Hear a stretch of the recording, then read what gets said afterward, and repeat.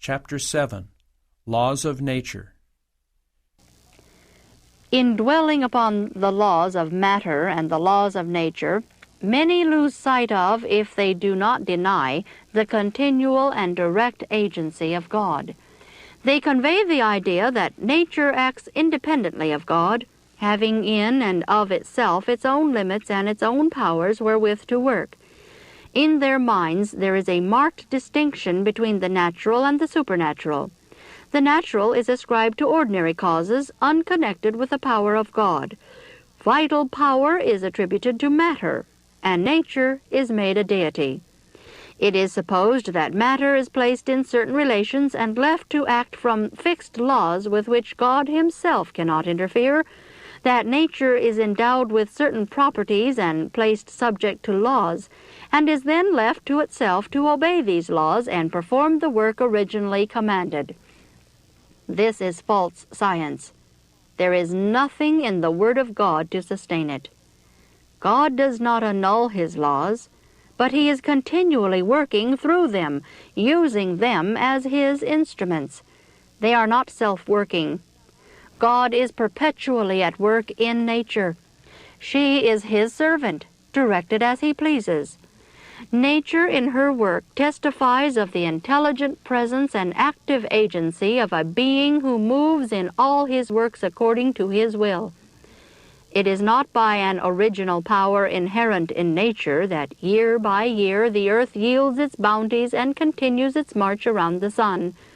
The hand of infinite power is perpetually at work guiding this planet. It is God's power momentarily exercised that keeps it in position in its rotation. The God of heaven is constantly at work. It is by his power that vegetation is caused to flourish, that every leaf appears and every flower blooms. Every drop of rain or flake of snow, every spire of grass, every leaf and flower and shrub testifies of God. These little things, so common around us, teach the lesson that nothing is beneath the notice of the infinite God. Nothing is too small for his attention. The mechanism of the human body cannot be fully understood.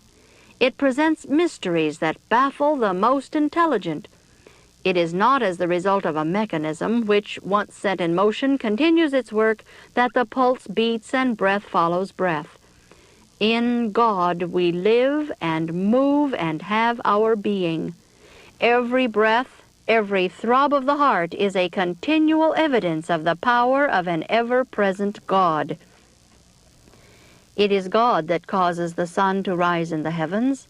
He opens the windows of heaven and gives rain. He causes the grass to grow upon the mountains. He giveth snow like wool. He scattereth the hoarfrost like ashes. When he uttereth his voice, there is a multitude of waters in the heavens.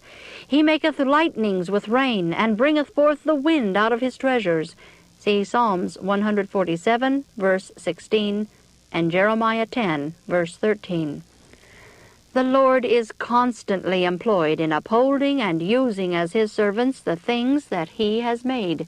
Said Christ, "My Father worketh hitherto, and I work." John 5:17.